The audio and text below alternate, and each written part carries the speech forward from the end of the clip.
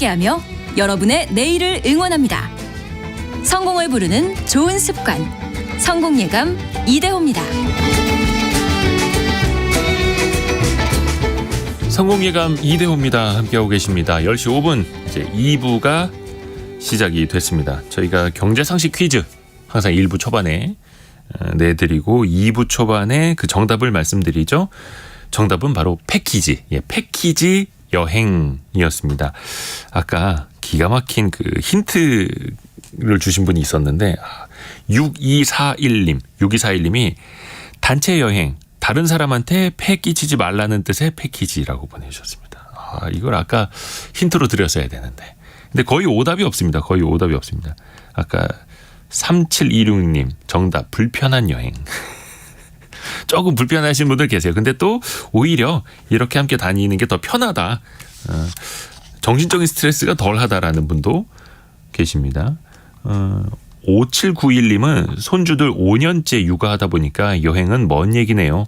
빨리 육아 마치고 여행 가고 싶네요. 라고 손주들을 보고 계시는 우리 어르신께서 5791님 고맙습니다. 7009님은 60대 여성입니다. 아침 기상 7시 KBS 방송으로 하루를 시작합니다. 예, KBS와 함께한 3년, 함께할 30년 성공예감 이렇게 보내주셨네요. 고맙습니다. 예, 저희가 커피 쿠폰 비롯해서 다양한 선물 계속해서 보내드리고 있습니다. 뭐 청취율 조사 기간이어서 그런 거는 아니고 그냥 저희의 마음입니다. 저희의 마음이 그렇습니다. 여러분 혹시 그 챗GPT 많이 쓰고 계십니까? 학생들은 요즘에 거의 이거 없이는 숙제를 못할 지경이라고 하는 사람도 있던데 생성형 AI라고 하는데 정말로 짧은 시간 안에 우리의 삶을 많이 바꿔놓고 있습니다. 특히 스타트업도 그렇고 기업들의 생태계도 일자리도 정말 많이 앞으로 더 많이 바뀌게 될 텐데 오늘 미래 생활사전 시간에 가우스벤처스의 조가연 이사와 함께 이 내용 한번 짚어보죠. 안녕하세요. 네, 안녕하세요. 챗 GPT가 출시된 게 7년이 아니라 7개월밖에 안 됐습니다. 하지만 모두가 얘기하고 있죠. 7개월밖에 안 됐는데 와 우리 삶이 많이 바뀌었어요. 지금 이 대세로 자리 잡았다고 봐도 무방하겠죠? 그러니까 그 작년 11월 말에 서비스가 처음 나왔는데 네. 당시부터 시작해서 올해 2월을 기준으로 월간 활성 사용자 수가 1억 명을 넘었습니다. 이게 역사상 가장 빠르게 약 2개월 만에 그 1억 명을 1억 명. 돌파를 한 거고요. 참고로 틱톡 같은 경우가 이제 2개월하고 1주 정도가 걸렸다라고 하거든요.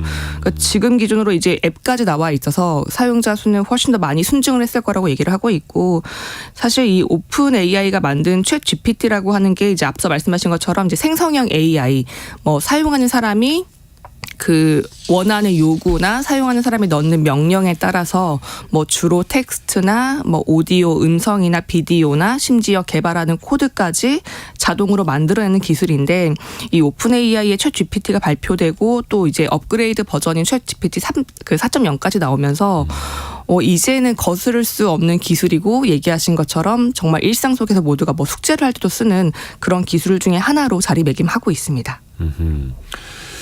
이걸 이제 생성형 AI라고 하죠. 뭐든지 만들어주는 대표적으로 챗 GPT는 그걸 글로 만들어주는 거고 지금 마이크로소프트가 챗 GPT 만든 그 오픈 AI에 투자도 했고 근데 여기뿐만이 아니라 지금 빅테크들이 굉장히 많이 뛰어들고 있지 않습니까?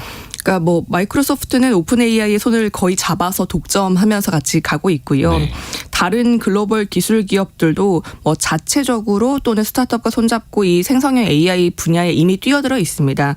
사실 이렇게 많은 곳들이 뛰어든 이유가 그동안 이제 글로벌 보통 IT 공룡들이라고 불리는 그 빅테크들이 충분히 내부에서 개발 인력들을 꾸리면서 그 AI 기술을 숙성시켜 왔고요. 또 그 생성형 AI가 잘 돌려지기 위해서는 좋은 그 정말 큰 그 언어 모델이라고 하는 대용량 그 데이터가 필요한데 그것들도 충분히 축적됐고 또 인프라적으로도 좋은 AI 칩이나 클라우드 기술이나 또 이런 데이터를 돌리기 위한 데이터 센터 같은 이 인프라가 잘 맞아 떨어지다 보니까 작년 하반기부터 이런 생성형 AI 기술 개화기가 됐다라고 보고 있고요. 오픈 AI와 마이크로소프트의 가장 큰 경쟁사가 이제 구글일 텐데 구글은 이미 이 챗 GPT랑 비슷한 그 바드라고 하는 서비스를 한번 내놨었고 네. 다만 이게 좀 그 오답 그러니까 물어봤는데 예, 맞지 않은 틀린 답. 틀린 답을 얘기를 하거나 뭐 유럽 진출에 조금 실패를 하면서 살짝 주춤했다가 지난달에 구글이 이제 모회사인 알파벳이 가지고 있는 딥마인드라고 하는 그 보통 네. 알파고를 만든 딥마인드를 통해서 우리가 새로운 생성형 AI 챗봇을 만들겠다라고 공개를 한 상황입니다. 사실 딥마인드 같은 경우는 이미 바둑을 두기 위한 그 알파고 네. AI 모델을 가지고서 충분히 그 이런 생성형 AI를 만들 수 있는 뭐 문제 해결이나 텍스트 분석 기술들을 가지고 있는 상황이고요. 단순히 이런 그 클라우드 회사들뿐만이 아니라 그 디자인 회사로도 잘 알려져 있는 어도비 같은 경우도 포토샵이라고 하는 프로그램을 만들었죠. 여기 같은 경우도 본인들이 가지고 있는 그 포토샵 프로그램에 생성형 AI 기능을 붙였습니다. 그래서 그동안에는 보통 디자이너가 정말 수작업으로 진행을 했던 뭐 배경 지우기, 뭐 인물 위치 바꾸기 같은 이런 모든 작업들을 정말 그냥 텍스트로 이 사람 뒤에 있는 배경을 지워줘. 아니면 뭐 테이블 위에 있는 화병을 뭐 옮겨줘. 아니면 테이블 위에 있는 화병을 상자로 바꿔줘 같은 것들을 명령어로 집어넣으면 꽤나 자연스럽게 그 이미지가 편집이 되고요. 우리가 흔히 쓰는 그 포토샵이라고 하는 그런 맞습니다. 프로그램이. 네. 그리고 마이크로소프트 같은 경우도 보통 회사나 사무에서 많이 쓰고 있는 뭐 오피스 그 프로그램들 엑셀이나 워드 같은 것들에 이 챗 GPT 기능을 붙여서 굉장히 오랫동안 시간이 걸리고 함수를 모르면 쓸 수 없었던 엑셀 그래프 같은 경우도 정말 이제 그 단순한 텍스트 명령어로 만들 수 있을 정도로 많이 사용되고 있는 상황입니다. 엑셀은 참 그게 어려운데 그렇죠. 그래서 엑셀은 잘 쓰는 사람과 못 쓰는 사람 딱 양분되어 있는데 이제 그 장벽이 조금씩 허물어지고 있는 과정 같습니다. 어디서부터 어디까지 어떤 조건을 어떻게 계산해 줘라고만 명령을 하면 그걸 쫙 뽑아주는 시대. 컴퓨터 활용 능력 시험에 항상 나왔던 문제들인데 네. 정말 편리해지고 있습니다.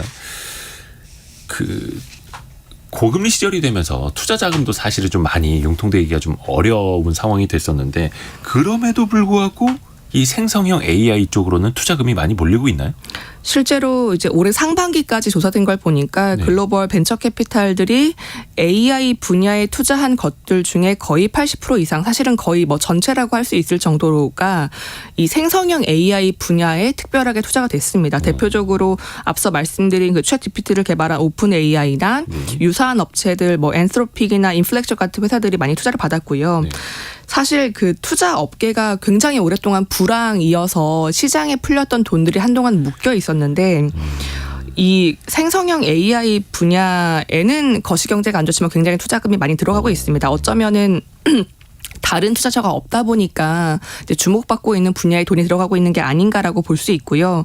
오픈 AI 같은 경우는 올해 1월에 마이크로소프트와 우리가 파트너십을 체결했다고 얘기를 하면서 전체 투자금으로 약 100억 달러, 지금 한화 기준으로 한 12조 3천억 원 정도가 되는데 이 정도 투자를 받았다라고 얘기를 했고요. 유사하게 대화를 하는 인공지능 챗봇을 만든 그 엔스로픽이라고 하는 회사 같은 경우는 여기도 역시 오픈 AI의 그 연구진들이 나와서 재창업한 회사인데 구글이 우리는 챗 GPT는 마이크로소프트가 가지고 있으니까 대항마격에 투자를 하겠어라고 얘기를 하면서 이 엔스로픽에 5천억 원 정도 투자를 하고 지분을 한 10% 정도 확보를 한 사례가 있습니다.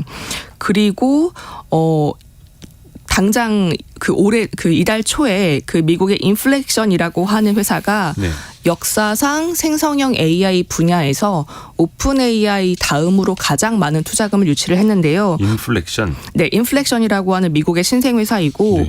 여기가 그 이달 초에 13억 달러, 한화로 1조 7천억 원을 투자를 받았는데 기업 가치가 그 정도가 아니라 네. 투자 받은 것만 1조 7천억. 예, 뭐 하는 회사요? 비슷하게 거의 챗 GPT 같은 회사 그 서비스를 만들고 있는 회사입니다. 근데 여기가 참여한 그 투자자 몇몇을 보면 뭐 엔비디아나 빌 게이츠나 그 구글의 에릭 슈미츠 전 회장 같은 이런 그 이름 있는 사람들이 투자를 했고요. 사실 투자를 받은 생성형 AI 그 회사들을 나열하면 너무 많습니다. 투자금도 정말 막대하고요. 그러면 이게 왜 이렇게 많이 돈이 들어가냐라고 보면 사실 그 자연스러운 생성형 AI 서비스가 구동되도록 하려면 그 AI 중에서도 기계학습, 보통 뭐 머신러닝이라고 불리는 그 모델도 고도화되게 필요하고 또 막대한 언어들 데이터 세트가 들어가야 됩니다. 보통 이제 뭐 LLM이라고 해서 대형 언어 모델이라고 많이 이제 한국어로 부르는데 이런 것들을 구현하는 것 자체가 사실 스타트업이 할 수 있는 구조는 아닙니다. 정말 구글처럼 큰 회사가 많은 인력과 돈을 투입해서 해야 되기 때문에 어쩔 수 없이 많은 투자금이 들어가고 있고 또 고도화된 인력도 필요하다 보니까 어쩔 수 없이 주로 새로 나오는 생성형 AI 기업들의 창업자들이 뭐 딥마인드나 구글이나 오픈 AI의 연구진들이 많이 나와가지고 재창업을 하고 있는 상황입니다. 나와서 재창업. 그러면서 산업이 더 커지고 있고 잇따라 또 투자를 받고 있고. 근데 이 GPT 어떤 생성형 AI 그러니까 채팅을 통한 뿐만 아니라 앞에서 말씀해 주신 것처럼 그림, 음악 작곡, 뭐 시를 만들어주는 정말 다양한 곳에 있던데 이게 따지고 보면은 우리 인간이 하고 있던 산업 쪽으로 침투하고 있는 거잖아요. 특히 어떤 산업에 영향을 가장 많이 미치고 있는지도 살펴보죠. 가장 먼저 적용되고 있는 것이 이제 콘텐츠 영역, 그 중에서도 글과 그림이다 보니까 먼저 타격을 받고 있는 것들이 이제 마케팅이나 이런 광고, 홍보 영역이긴 합니다. 사실은 이 생성형 AI가 이미 그 상용화돼서 가장 많이 쓰이고 있는 분야 중에 하나가 네. 온라인 마케팅 콘텐츠를 만들어줘. 우리 이 상품에 대한 광고 슬로건을 만들어줘. 아니면 온라인 블로그를 만들어줘. 그리고 이런 광고 글에 어울리는 그 광고 이미지도 만들어줘. 이런 부분들은 사실 이미 유료 서비스로 많이 활용되고 있거든요. 네. 예를 들어 뭐 커피를 하나 팔더라도 내가 2030을 대상으로 2030 고객을 대상으로 이 커피를 팔고 싶은 그 광고 캐치프레이즈 내용과 5060을 대상으로 팔 수 있는 또 내용이 다르잖아요. 네. 그러면 그런 것도 내가 이 커피는 A라고 하는 플랫폼에서 2030 고객에 팔 수 있도록 광고 콘텐츠랑 그림을 만들어줘라고 그 입력할 수도 있고요. 이제 그만큼 맞춤형으로 광고를 할 수 있다 보니까 이런 마케팅이나 광고 분야가 생성형 AI에게 가장 먼저 영향을 받고 있고 앞서 말씀드린 것처럼 이제 포토샵 프로그램으로 유명한 어도비 같은 경우도 이미 그래픽 디자인을 어느 정도 그 명령어를 집어넣어서 할 수 있도록 만들었다 보니까 단순한 디자인 작업, 좀 창작에 대한 수요가 좀 떨어지고 오히려 이제 어떤 보정을 하는 그 디자인 영역들도 빠르게 대체가 될 거라고 보고 있습니다. 또 교육 같은 경우도 특히 영향을 많이 받고 있는데 이제 그동안 많이 나왔던 게 뭐 AI 에듀테크라는 서비스들이 많이 이제 화랑기였잖아요. AI를 활용한 교육. 네네. 네. 그리고 뭐 학습하는 것들도 우리는 AI가 그 콘텐츠를 같이 뭐 학습하게 해줘 이런 것들이 많이 나왔었는데 태블릿 PC 이용한 뭐 이렇게 AI 학습. 네, 맞습니다. 이제 생성형 AI 같은 경우는 사실 원하는 수업 내용이나 어떤 수업 과목이나 논술 시험 같은 경우도 내가 지금 제시하는 게 논리 구조가 맞는지 봐줘. 내가 그 지금 쓴 외국어 문장이 맞는지 첨삭해줘. 이런 것들이 모두 다 가능하기 때문에 사실은 에듀테크 회사들도 생성형 AI가 나온 이후로 좀 타격을 많이 받고 있습니다. 그렇다 보니까 이미 유명한 글로벌 그 에듀테크 회사들 같은 경우는 이미 생성형 AI 기술을 본인들 서비스나 플랫폼을 도입해서 좀 활용을 하고 있는 상황입니다. 아, 정말 곳곳에 많아지고 있습니다. 곳곳에. 근데 미래 시대에는 당연히 코딩을 통해서 이게 만들어지기 때문에 코딩을 미리미리 배워놔야 된다. 심지어 요즘에는 뭐 초등학교에서도 코딩 교육 하지 않습니까? 학원들도 많아지고 있고. 근데 이게 쓸데없어질 수도 있겠네요. 한동안 뭐 3개월 배워서 연봉 얼마 개발자 제자 이런 개발자 수요 많으니까. 네, 개발자 소위 부트캠프라고 하는 그런 그 서비스들 많이 있었는데 네. 소프트웨어나 개발의 영역도 생성형 AI로 정말 웬만한 것들은 개발이 가능합니다. 왜냐하면 이 텍스트를 집어넣어서 명령을 한다는 게 코드도 똑같이 코드 글을 보통 짜서 넣는다라고 얘기를 하잖아요. 그렇죠. 그러니까 언어를 이해할 수 있다면 코딩 언어도 이해할 수 있다라는 개념으로 뭐 오픈 AI나 마이크로소프트나 뭐 구글 같은 경우도 각자 개발에다가 생성형 AI를 붙인 서비스들 내놓고 있거든요. 네. 오픈 AI 마이크로소프트 같은 경우는 2018년도에 그 개발 플랫폼 GitHub라고 하는 걸 인수를 했는데 최근에 오픈 AI의 일부 기능을 그 플랫폼에 도입을 해서 그냥 글자 명령어나 음성을 활용해서 자동으로 코딩을 하고 그 문제가 있는 버그도 수정을 하고 심지어 GitHub에 있던 과거의 데이터들을 끌어올려서 새로운 코딩도 자동으로 생성해주는 모델을 이미 서비스하고 있고요. 구글 같은 경우도 자체 머신러닝 플랫폼 벌텍스 AI라고 하는 걸 발표를 하면서 네. 비슷하게 개발자처럼 코드를 자동으로 만들 수 있는 서비스를 내놓고 있습니다. 그러니까 그렇다 보니까 사실 이제 저도 제가 투자한 회사에 한번 여쭤봤는데 본인들도 사내에서 지금 쓰고 있는 프로그램에 AI를 생성형 AI 챗GPT를 붙여서 한번 해봤는데 어지간한 홈페이지는 다 만들어지더라라고 하더라고요. 네, 그리고 어쩌면 좀 개발이 어렵다, 난이도가 있다라고 생각할 수 있는 게임 분야에도 그 생성형 AI를 가지고서 게임을 개발하는 스튜디오들이 해외에서 나오기 시작했습니다. 이게 어떤 얘기냐면 이제 최근에 어떤 뭐 앱스토어나 사용자 수를 분석을 해서 요즘에 이런 세대에게는 이런 스타일의 게임이 인기가 있네. 그러면 그 스타일에 맞춰서 맞춤형으로 개발을 하자. 그리고 게임 플레이 데이터도 내부에 있는 그 GPT 모델 같은 이 생성형 AI가 자동으로 취합해서 난이도를 조절한다든가 그런 기능들이 이미 붙여져 가고 있습니다. 게임을 개발하는데도 네. 그냥 단순히 코딩을 대신 해주는 게 아니라 그게 점점 더 고도화되는 거네요. 그러니까 예를 들어서 샵 9730 그 정답 메시지 보내주시는 분들만 따로 분류해줘. 이거를 내가 코딩으로 짤 줄 모르더라도 GitHub나 버텍스 AI 같은 거 사용을 하면은 그렇게 코딩을 써줘 하면 그 코딩 가지고 어떤 프로그램에 붙여버리면 자동으로 분류해주고. 지금 뭐 그 정답 문자를 수신하고 있는 뭐 프로그램이나 네. 그 사이트가 있다면 거기에 연동을 하시면 되죠. 뭐 정답 A라고 적은 그 발신자들 중에서 뭐 무작위로 또는 선착순으로 아니면 몇 번째 발신자들만 모아서 뭐 추려줘. 그리고 그들에게 자동으로 뭐 당첨 문자를 보내줘라는 것까지 모두 가능하죠. 한 번도 당첨 안 되신 분들 위주로 뽑아줘 막 이렇게. 아, 그럴 수도 있습니다. 데이터가 있다면. 아, 그런 거 해야 되는데. 근데 사실 AI가 할 수 없는 것, 사람을 만나고 사람을 관리하는 영역인데, 그래서 이제 기업에서도 인사 관리가 되게 중요하잖아요. 근데 심지어 인사 관리도 AI한테 대신 시킬 수가 있어요? 사실 이제 국내는 조금 아직 도입이 좀 덜 되긴 했는데 해외의 HR 플랫폼이나 HR 전문 회사들을 좀 보다 보니까 이미 생성형 AI를 일부 붙이고 있습니다. 보통 많이 쓰이는 게 뭐 어떤 기업별로 또는 직군별로 그 채용하고자 하는 그 위치에 따른 맞춤형 면접 질문을 만들거나 지원한 지원자 서류를 자동으로 검토하고 심지어 이 지원자는 생성형 AI를 써서 만들었네. 그러면 조금 뭐 그 점수 배점을 좀 다르게 한다거나 그런 것도 이미 쓰이고 있고요. 또 조건에 맞는 합격자들을 추출하는 것도 이미 쓰이고 있습니다. 그리고 이런 것들을 위해서 그 기술을 제공하는 기업도 창업이 됐는데 그 오픈 AI 출신이 만든 어댑트라고 하는 회사가 있는데요. 이 어댑트라고 하는 그 스타트업이 제공하는 기술 그 기능 중에 하나가 사내 채용 게시판이나 그 사내 채용 프로그램에 그 직군 특화 SNS라고 불리는 그 링크드인의 그 네. URL을 자동으로 연동시켜 줍니다. 그러면 링크드인 정보를 활용해서 땡땡 기업 출신의 아니면 땡땡 산업 출신의 뭐 어떤 업무를 그 행해 왔던 몇 년 차 이상 사람들만 추려줘라고 하는 그 초기 어떤 검색 작업들을 이미 다 제공을 해주는 거죠. 아하. 단순한 필터링부터 나중에 그 성과를 평가하는 것까지. 맞습니다.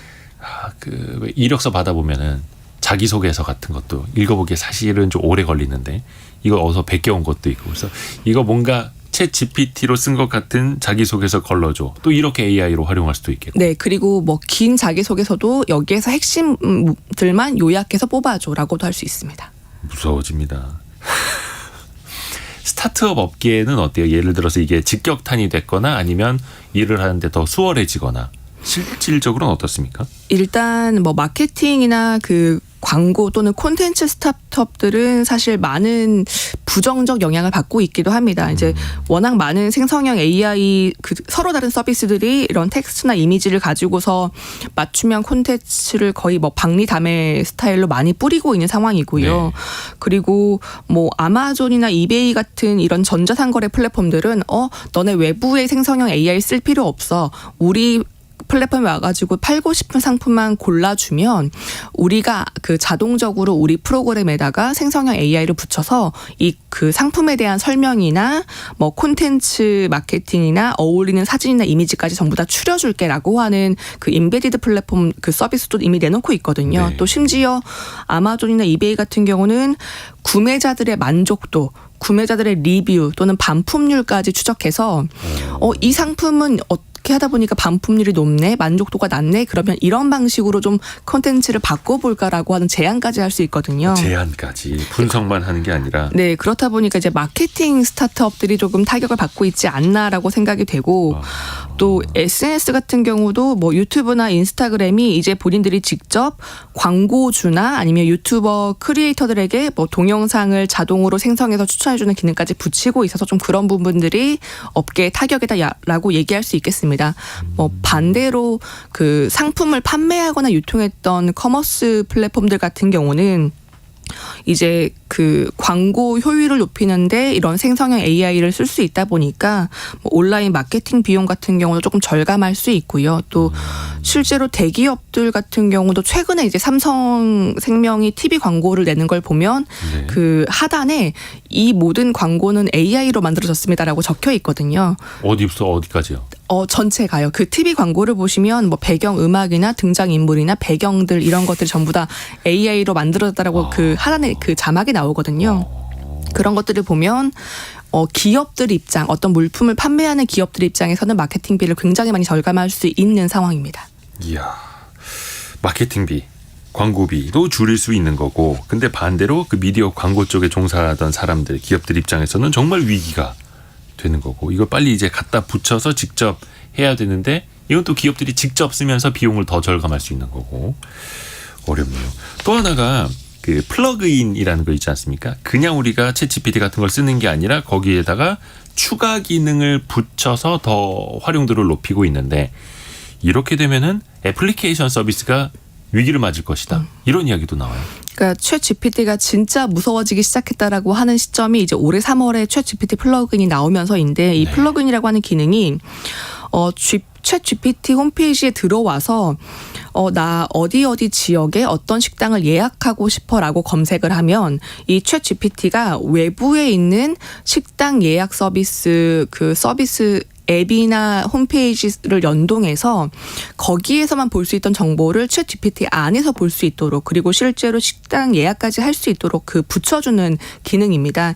이게 식당만 있는 게 아니라 뭐 익스피디아 같은 호텔 예약 플랫폼을 연동해서 실시간으로 호텔 객실을 예약할 수도 있고 뭐 쇼핑이나 뉴스나 뭐 학술 논문 같은 플랫폼도 다 붙여져 있는 거거든요. 논문 플랫폼까지요? 네네. 그러니까 내가 뭐 어떤 인공지능과 관련해서 그 뭐 2001년부터 2000 몇 년도까지 만들어진 논문들 중에서 어떤 키워드를 가지고 있는 논문들을 보고 싶고 그 중에서 뭐 그 동료 리뷰가 몇 점이 해도 어마어마한 시간인데 시간이 확 줄겠네요. 네, 이렇게 이제 외부 서비스나 외부 앱들을 이제 GPT 안에 연동을 시키면서 네.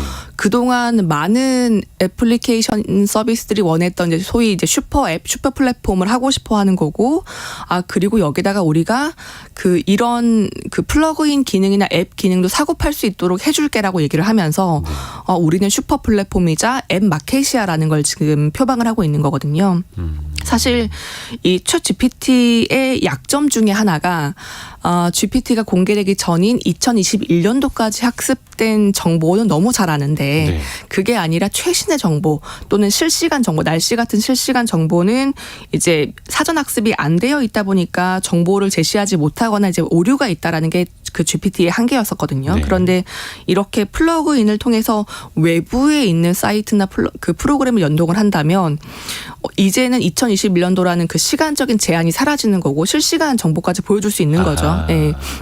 그렇게 좀 기능을 강화할 수 있고 이런 기능을 마이크로소프트 같은 경우는 이제 본인들 그 검색 플랫폼인 빙에 이미 붙이고 있습니다. 이제 빙에서 그 쇼핑 가이드 기능을 추가를 했는데 예를 들어서 내가 캠핑을 가고 싶은데 캠핑 초보자에서 캠핑 용품이 뭐가 필요한지 모른다. 네. 캠핑 용품을 추천해줘라고 검색을 하면은 캠핑에 필요한 그 목록들을 자동으로 생성을 해주고요.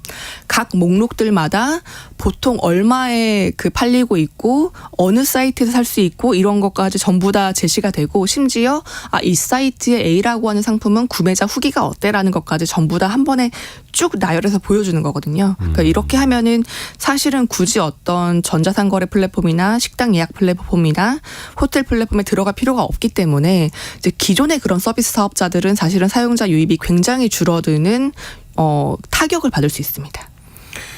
이야, 정말로 아까 김현우님이 기능의 한계가 거의 없겠네요라고 해주셨는데 끝이 없습니다. 그러니까 그래서 그만큼 막대한 자금들이 들어가고 있고 들어가야 하고 또 투자자들의 관심이 쏠려 있을 수밖에 없습니다. 근데 조가연 이사님, 네. 이쯤에서 좀 자기 고백할 수 있는 시간을 드리겠습니다. 네. 고백하십시오. 지금 네. 저희가 한 25분 가까이 이야기를 하고 있었는데 지금까지의 내용이 챗 GPT를 통해서 만들어졌습니다. 물론 이 내용 전체를 그 챗 GPT가 생성해줄 수 있는 건 아니고요. 그렇죠, 그렇죠. 이제 제가 생성형 AI를 오늘 방송 주제로 하자라고 정한 다음에 네. 그 챗 GPT 사이트 들어가서 물어봤습니다. 이제 어떤 그 흐름으로 생성형 AI를 설명하면 좋을까? 아하. 그리고 생성형 AI 분야로 영향을 받을 산업 분야가 어디냐라고 했더니 마케팅 광고라고 하더라고요. 그리고 생성형 AI를 활용해서 유니콘 기업에 오른 스타트업들을 알려줘. 챗 GPT의 경쟁자를 알려줘. 이런 것들도 이제 질문을 했고요. 이제 거기에서 나온 맥락이나 업계나 기업들의 정보를 가지고서 굉장히 수월하게 원고를 작성할 수 있었고, 물론 실제로 추천한 기업들 중에는 생성형 AI가 아닌 기업들 오류도 분명히 있습니다. 네. 그러니까 전체 사업의 핵심은 유전체 분석인데 거기에서 최근에 생성형 AI를 도입했는데 주요 기업으로 꼽고 그런 경우도 있었거든요. 이제 다만 장점은 제시된 주제에 대해서 전체 논리나 맥락이나 초기 정보 획득에 굉장히 좋은 그 입구 역할을 해주고 있고, 사실관계 파악이나 그 취득 여부는 물론 사용자가 스스로 결정을 해야 됩니다. 그렇죠, 그렇죠. 2021년까지의 데이터밖에 없으니까 챗 GPT에는 그 뒤에는 조가연 이사님이 더 많이 자료를 취합하고 가공도 하고 지금 이야기도 풀어주는 건데 하지만 큰 도움이 됐습니다. 어떤 기틀로 가야 하는지는 챗 GPT가 큰 도움을 줬다. 우리 조성빈님이 챗 GPT 쓰면서 제가 느끼는 문제는 AI의 문제보다 내가 참 질문을 못한다라는 겁니다. 궁금한 건 정말 많은데 막상 질문이 쉽게 안 나오더라고요. 지금까지 질문 없는 삶을 살지 않았나 하는 생각이 드네요라는 의견 주셨어요. 그래서 그 논술이나 그 대화 관련된 영역에서 특히 이걸 좀 잘 강조하고 있는데, 챗 GPT에게 질문할 때에는 제가 그런 블로그 글을 봤는데, 아무것도 모르는 신입사원에게 선배가 질문을 한다라고 생각하고 질문해라. 이제 그만큼 상세하게 질문하면 질문할수록 답이 나오고요. 또 그 답에 대해서 이 부분들은 또 어떻게 생각해라고 그 글의 타래를 엮여갈 수 있는 것들이 챗 GPT의 장점이긴 합니다. 뭔가 실타래 풀어가듯이 하나하나 이어서 질문하고 깊이 들어가고, 그게 중요합니다. 그게 중요합니다. 또 하나 이제 앞으로 생각해 보면 정말 우리가 큰 도움 받겠네 싶은데, 우리가 도움을 받는 만큼 우리의 일자리가 사라질 수 있는 거잖아요. 사실 블루 컬러 아니면 화이트 컬러 할 것 없이 다 걱정되지 않습니까? 사실 이제 2000년대 초중반에 생각했던 AI가 점령한 미래는 네. 로봇들이 막 다니면서 대부분의 블루 컬러나 단순 노무직들이 사라진 미래를 많이 꿈꿨었는데, 네. 지금 생각해보면 챗 GPT 같은 생성형 AI 소프트웨어가 먼저 도입되고 먼저 고도화되면서 오히려 상대적으로 사무직 또는 화이트 컬러 같은 곳들이 더 위기를 맞고 있습니다. 블룸버그가 좀 대표적인데, 블룸버그가 그 금융에 특화된 언어 모델을 도입해서 블룸버그 GPT라는 걸 내놨거든요. 그게 뭐냐면 그러니까 어떤 기업이나 이런 것들의 재무 데이터를 자동으로 분석해서 위험을 평가하고 회계나 감사 작업까지 처리해 줄 수 있는 그 자동화된 AI 모델인데, 이렇게 된다면 사실은 금융계의 인력들도 사실 크게 그 타격을 그러네요. 받는 거고요. 또 생성형 AI를 가지고서 객관적인 투자 조언을 해주거나 자산 관리를 해주거나 보고서를 쓰는 것들은 이미 이용되고 있습니다. 또 앞서서 마이크로소프트가 본인들이 가지고 있는 뭐 워드나 엑셀이나 이런 그 분야에 이미 챗 GPT를 활용하고 있기 때문에 사무 노동직 분야는 굉장히 많이 타격을 받을 거다라고 얘기하고 있고, 또 오늘 제가 원고를 이 챗 GPT로 쓴 것처럼 미디어 업계 같은 경우도 그렇죠. 최근에 뭐 이런 그 글로벌 미디어 관련된 그 세미나 같은 그 것들을 보니까 미래에는 생성형 AI가 만든 콘텐츠가 전체 뉴스의 90%를 넘을 거다라고도 얘기를 하고 있습니다. 그러게요. 뭐 저 같은 사람도 마찬가지고. 지금 아까 이상목 님이 생성형 AI 무서워요. 얼마 전에 회사에서 교육을 받았는데 강사님이 AI 관련된 인재를 뽑지 기존 업무군은 안 뽑는다고 무시무시한 말을 하시더군요. 라고. 이게 남 얘기가 아닙니다. 그러니까 지금은 아직까지 챗 GPT나 구글의 바드나 완성도가 떨어지네. 아직은 조악하네라고 하지만 이게 1년 뒤에는 또 어떻게 진화해 있을지는 모르는 거잖아요. 골드만삭스 보고서에도 이런 것들 또 계속 지적이 나와요. 생성형 AI가 도입이 되면은 가장 많이 해고될 만한 위험 직군, 변호사, 사무행정직들 여기 들어가네요. 그러니까 이 법률 영역도 이미 생성형 AI 스타트업들이 나와 있고 기술이 적용되고 있는데, 네. 뭐 변호사 시간을 좀 절약할 수 있는 법률 문서 분석이나 뭐 그 초안 작성 서비스 같은 경우는 이미 상용화가 돼서 그 쓰이고 있습니다. 네. 미국에 관련된 이제 스펠북이라고 하는 그 법률 스타트업을 보면 월 $180에 그 이미 대부분의 그 법률 문서 분석이나 초안 작성 서비스를 해주고 있고요. 그래서 미국에 있는 꽤 많은 그 로펌들이 이걸 쓰고 있고, 영국의 그 로빈 AI라고 하는 그 회사가 만든 그 플랫폼에서는 뭐 AI를 가지고서 계약서 샘플을 만들거나 문장을 편집하거나 이런 것도 이미 이용되고 있고요. 그래서 미국에서는 실제로 이 생성형 AI가 등장한 이후로 그 변호사의 수임료 청구 기간 기준이 좀 바뀔 수 있다라는 그 보도도 나오고 있습니다. 사실 이 생성형 AI가 가장 잘하는 게 엄청나게 큰 언어 모델을 가지고서 복잡하거나 전문 용어가 들어가 있는 그 문서를 잘 축약하고 해석하는 것들이 이제 주 기능인데, 그렇죠. 그렇다 보니까 사실 이 법률이라고 하는 영역이나 뭐 금융 같은 영역들은 전문가와 비전문가의 그 해자가 좀 컸잖아요. 언어적인 해자가 좀 컸잖아요. 네, 이제 그런 것들로 이제 전문 용어를 가지고 그 전문성을 나눴는데, 생성형 AI가 등장하면서 그런 그 해자가 좀 줄어들었고, 특히나 문서 작업 같은 시간들이 굉장히 단축되면서 변호사들 수임료 기준까지 바꾸고 있다는 보도가 꽤 많이 나오고 있습니다. 판례 분석뿐만이 아니라 뭐 계약서까지도 AI로 쓰고, 이 위기뿐만이 아니라 이걸 기회로 삼는 분야도 좀 한번 살펴보고자 하는데요. 이 생성형 AI를 잘 써먹어서 기회로 삼는 것도 혹시 있지 않겠습니까? 그러니까 생성형 AI, 특히나 챗 GPT가 등장한 이후에 기존의 서비스에 이걸 얹어서 잘 쓰게 하는, 보통 이제 뭐 AI 코파일럿, 부조정사라고 보통 부르는 서비스 영역인데, 이제 이런 것들을 내놓는 곳들이 보통 강세입니다.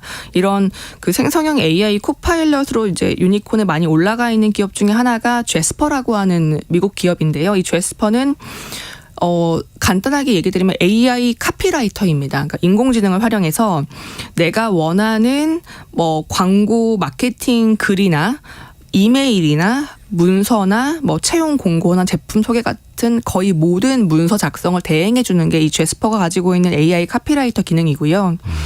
이게 2022년도에 창업을 했는데 2년 만에 기업 가치 2조 원에 오르면서 유니콘에 이제 빠르게 좀 이름 올렸습니다. 그리고 이 단순한 글만 올리는 게 아니라, 사실 그 광고를 해보시는 분들은 알겠지만 뭐 구글이나 페이스북이나 인스타그램 같은 SNS 플랫폼마다 얼마나 잘 노출이 되냐, 상단에 노출되는 빈도가 얼마냐를 그 집계하는 기준이 조금 다른데요. 네. 이 제스퍼가 만든 프로그램은 내가 원하는 광고 플랫폼에 적합한 최적화된 그 글과 이미지를 만들어주고, 또 기업이 사내에서 쓸 경우에는 그 기업별로 약간 브랜드 이미지가 또 있잖아요. 또 네. 사내에다가 그 가이드라인이 있을 텐데, 기업 브랜드, 기업 색깔이나 캐치프레이즈를 이미 다 적용해서 거기에 맞는 사내 이메일, 사내 텍스트, 그 문서 같은 것들을 자동으로 만들어주는 기능을 가지고 있습니다. 그러니까 AI 카피라이터 기업이네요. 제스퍼라는 게. 여기가 기업 가치가 2조 원이에요.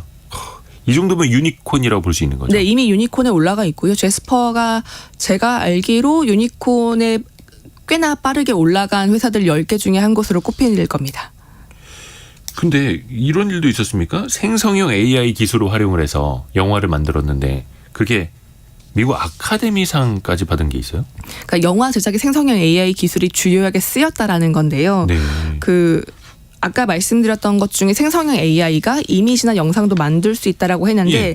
그걸 가장 잘하고 있는 미국 스타트업 런웨이 AI라고 하는 곳이 있습니다. 여기는 네, 텍스트를 집어넣으면 그걸 이미지나 비디오로 만들어주는 소위 이제 멀티모달, 그러니까 뭐 텍스트와 이미지랑 영상을 상호 그 왔다 갔다 하면서 보여주는 멀티모달 AI를 가지고 있는 곳인데요.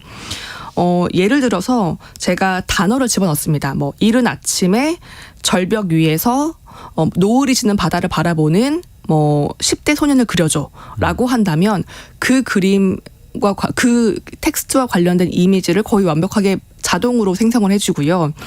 그걸 뭐 5초짜리 영상으로 바꿔줘라고 할 수도 있습니다. 그런 방식으로 AI가 그 영상이나 이미지에 쓰이는 건데 보신 분들도 있겠지만 그 Everything Everywhere All at Once라고 하는 작년에 네, 아카데미 시상식과 오스카의 최다 후보로 올라서 뭐 아카데미에서만 7개 부문 수상을 했던 작품인데 이 작품 제작진이 우리 영상 편집을 할 때 이 런웨이 AI가 가지고 있는 배경 제거 기술이나 뭐 그린 스크린 기능을 굉장히 유용하게 썼다. 그래서 시간과 비용을 많이 단축했다라는 인터뷰를 하면서 좀 알려졌고요. 사실 이 그 런웨이라고 하는 회사가 이미지만 2억 4천만 개를 학습시키고 비디오를 640만 개를 학습시켰습니다. 그만큼 정말 막대한 이미지와 영상 데이터를 AI 모델에 학습시켜서 고도화를 시킨 거고요. 아직까지는 굉장히 상세한 그 인물의 다각도 모습 이런 건 좀 부자연스럽지만 워낙 이 생성형 AI 영상 분야의 발전이 빠르다 보니까 요즘에는 어떻게까지 쓰이고 있냐면 예를 들어서 그 똑같은 1분짜리 영상을 촬영을 한 다음에 그 안에 있는 그 내용들만 바꿀 수 있습니다. 예를 들어 뭐 이대호 고객님 뭐 생일 축하드립니다. 이런 거라든지 언제 검진하러 오세요. 이런 것들을 영상으로 안내를 보내는데 그 사용자는 한 번만 촬영을 하면 그 AI가 자동으로 고객 데이터에서 추출을 해서 검진일이 다가온 또는 생일이 다가온 고객 이름과 그 화면과 이런 내용들을 모두 바꿔서 알아서 발송까지 해주는. 저도 이게 많이 쓰일 것 같아요. 실제로도 최근에도 많이 도입이 되고 있더라고요. 의료 같은 경우도 문서가 많이 들어가는 분야이잖아요. 이제 네. 보통 보통 뭐 검진을 할 때 검진 기록이 들어가기도 네. 하고 건강검진 보고서가 들어가기도 하는데 그렇죠. 일부 용어들은 사실 일반 환자들이 알아듣기 어렵거나 또 의사 같은 경우도 진료하기 바쁜데 이걸 기록하기 어렵다 보니까 미국의 이제 유명한 의료 클리닉 체인인데 카보넬스라고 하는 곳은 본인들이 가지고 있는 그 전자 건강 기록 EHR 시스템에 그 ChatGPT-4를 적용을 했습니다. 그래서 의사가 뭐 음성 녹음을 하거나 아니면 자동으로 그 프로그램을 켜두면은 그 환자 동의하에 환자의 진료 기록이 자동으로 문서로 만들어지고요. 네.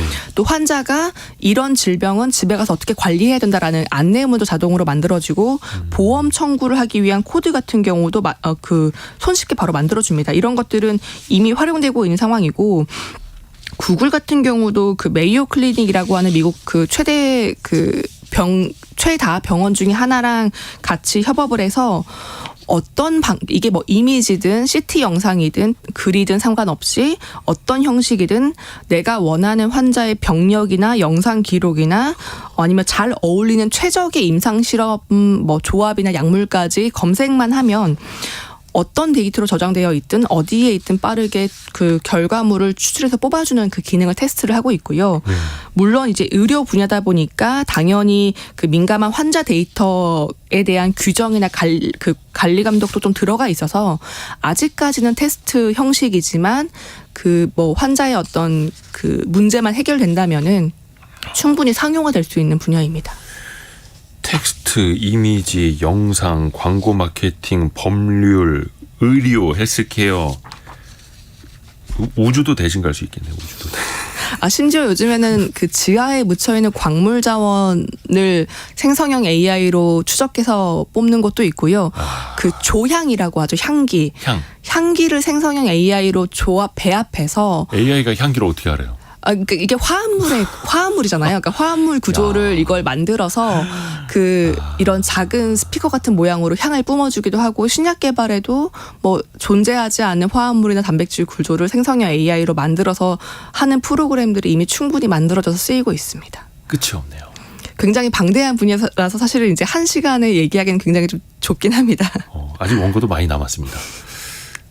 많이 생성해 주셨는데 AI는 아니지만 우리 가우스벤처스의 조가연 이사가 많이 생성해 주셨는데 오늘 또 다 다루지는 못해서 조금 아쉽습니다. 다음 시간도 또 기대해 볼게요. 고맙습니다. 감사합니다. 라디오 정보센터 뉴스 정리해 보겠습니다. 방송통신위원회가 MBC 대주주이자 관리 감독기구인 방송문화진흥원에 대한 검사, 감독에 착수했습니다. 식품의약품안전처에 따르면 지난해 우리나라의 화장품 수출액이 2년 연속 10조 원을 넘어 세계 4위 수준인 것으로 나타났습니다. 캐나다 정부가 LG 에너지솔루션과 완성체 업체 스텔란티스의 2차 전지 합작 회사에 미국과 동등한 수준의 보조금을 주기로 했습니다. 일본 재계와 노동계의 봄철 임금 협상인 춘투에서 임금 인상률이 평균 3.58%로 나타나 약 30년 만에 최고를 기록했다고 NHK가 보도했습니다. 지금까지 라디오 정보센터 뉴스 정한나였습니다. 자, 여러분의 질문으로 완성되는 시간, 애프터 서비스 시간입니다. 이혜리 리포터 어서 오세요. 안녕하세요. 안녕하세요. 첫 번째 질문은요. 네, 어제 경제상식 퀴즈 정답이 보이스피싱이었는데요. 네. 이와 관련해서 첫 번째 질문, 휴대전화 뒷번호 1321번님 보내주셨습니다. 보이스피싱 5년 전에 3천만 원 당했어요. 이 총책부터 보이스피싱 알면서도 현금 인출해주는 중간책도 중형으로 벌 받아야 한다고 생각이 드는데 처벌 기준 어떻게 되고 돈을 돌려받는 방법은 없을까요? 라고 이렇게 질문을 주셨어요. 네. 그래서 이 부분에 대한 답은 법무법인 법승 인천사무소의 김범선 변호사에게 들어봤습니다. 보이스피싱에서 주로 적용되는 범죄는 사기죄인데요. 법원은 보이스피싱 범행이 조직적, 계획적, 지능적으로 실행되어서 불특정 다수의 피해자들에게 심각한 손해를 입힐 뿐만 아니라 피해 회복이 쉽지 않고 이로 인한 사회적 폐해가 매우 심각해 아주 엄벌에 처하고 있습니다.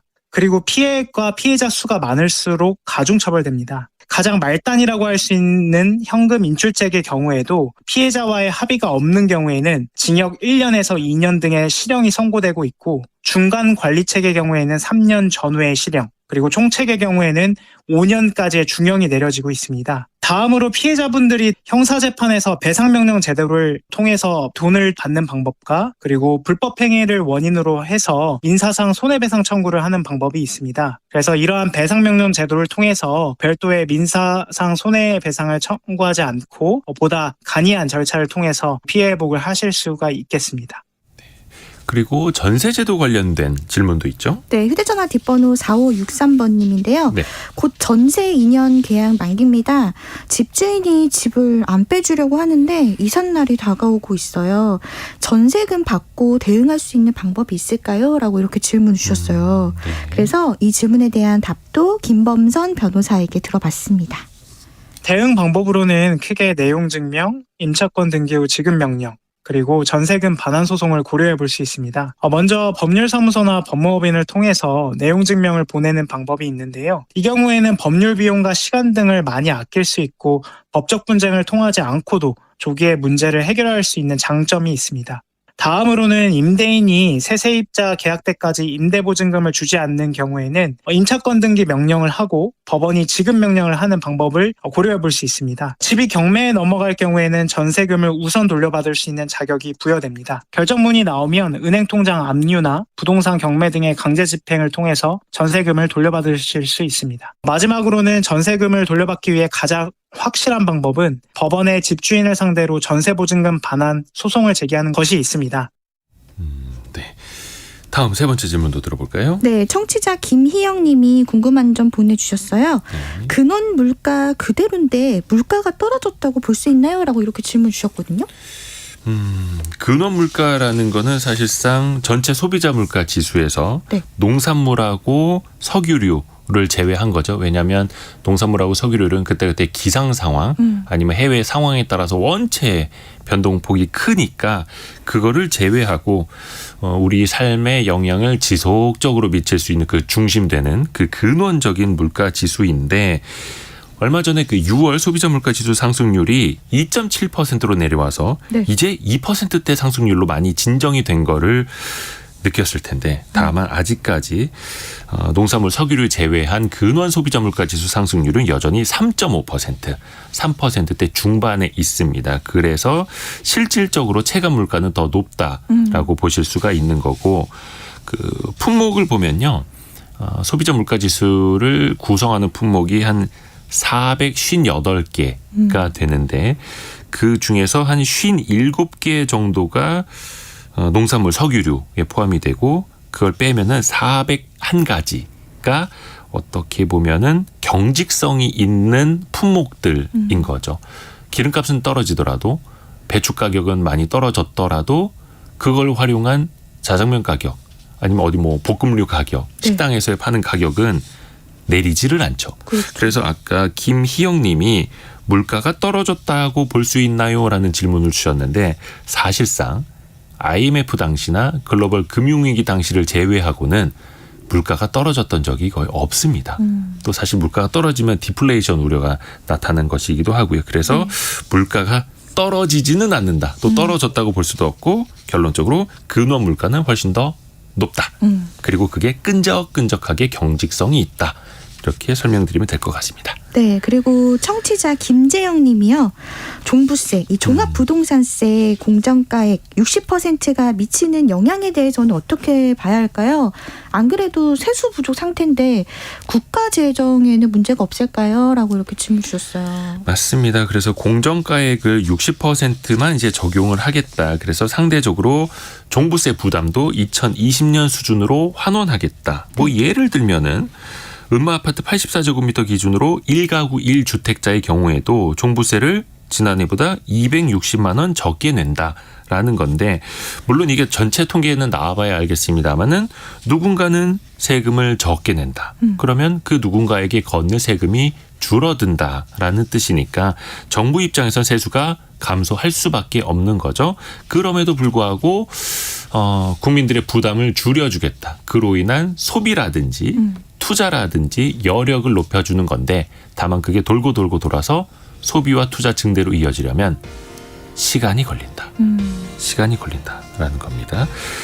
애프터 서비스 이혜리 리포터와 함께했습니다. 고맙습니다. 고맙습니다. 여러분의 질문도 계속해서 많이 보내주세요. 저희가 또 하나하나 준비를 해서 아직 챗 GPT는 아니고 이혜리 리포터처럼 이렇게 리포터분들도 열심히 또 준비를 해주십니다. 저희는 내일 아침 9시 5분에 다시 돌아오겠습니다. 성공예감은 오늘도 여러분을 응원합니다.